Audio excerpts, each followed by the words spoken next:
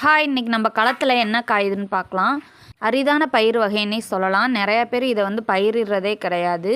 களத்தில் செடியோடு கொண்டு வந்து போட்டோம். வாங்க என்ன பயிர்னு பார்க்கலாம். இது உளுந்து கிடையாதுங்க, கருப்பாக இருக்குதுன்னு நினச்சிட்டு உளுந்துன்னு நினச்சிடாதீங்க. கருங்கொள்ளு. கொள்ளுலே 2 வகை இருக்குது. ஒன்று சிவப்பு கலரில் இருக்கும், இது கருப்பு வகை கொள்ளு.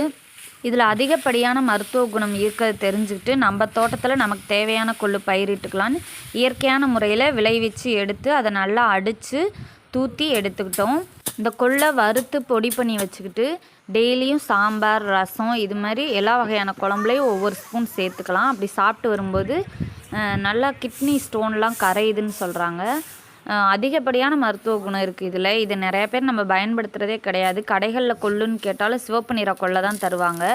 கருங்கொள்ளு ரேராக தான் கிடைக்கும். கிடைச்சா கண்டிப்பாக வாங்கி சாப்பிடுங்க. அதேமாதிரி கர்ப்பிணி பெண்கள் 2 மாதம் வரைக்கும் இதை சாப்பிட வேணான்னு சொல்கிறாங்க. பாய்.